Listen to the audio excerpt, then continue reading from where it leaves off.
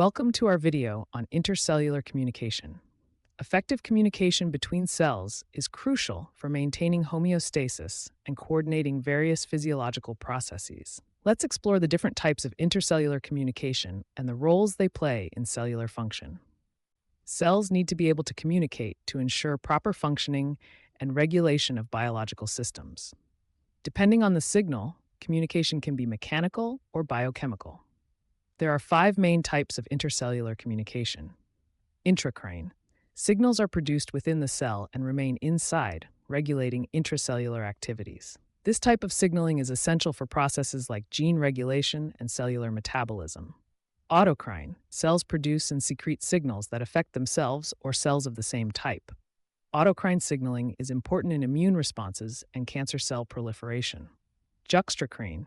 This type involves direct communication between adjacent cells through ligand-receptor interactions. It requires close contact and is vital for processes like tissue formation and wound healing. Paracrine. Signals target nearby cells in the local area. Paracrine signaling is crucial in developmental processes and the immune response, influencing cell differentiation and local tissue responses. Endocrine. Signals target distant cells, often traveling through the bloodstream.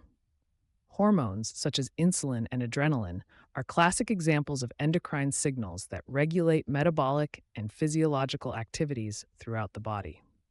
Another essential mechanism of signal transmission involves G proteins. G proteins derive their name from their ability to bind guanine nucleotides and are pivotal in transmitting signals from cell surface receptors to intracellular targets. G proteins are composed of three subunits. Alpha subunit. This subunit binds and hydrolyzes guanine triphosphate, GTP, to guanine diphosphate, GDP, playing a critical role in the activation and inactivation cycle of the G protein.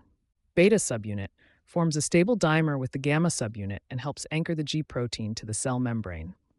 Gamma subunit works with the beta subunit to secure the G protein to the cell membrane.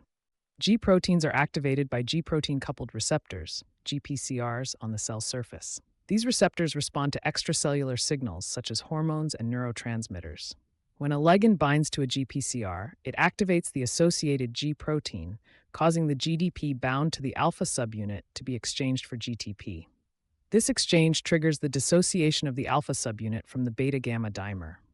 The GTP-bound alpha subunit and the free beta-gamma dimer can then interact with different target proteins, such as enzymes, to propagate the signal inside the cell. For example, the enzyme adenylate cyclase can be activated, converting ATP to cyclic AMP, CAMP. Cyclic AMP acts as a second-messenger, activating protein kinase A, pKa, which then phosphorylates various target proteins to elicit cellular responses. Understanding these communication pathways helps us grasp how cells coordinate their activities and respond to their environment, ensuring the proper functioning of complex biological systems. Thank you for watching this video on intercellular communication. Stay tuned for more videos exploring the fascinating world of cellular biology and signaling mechanisms.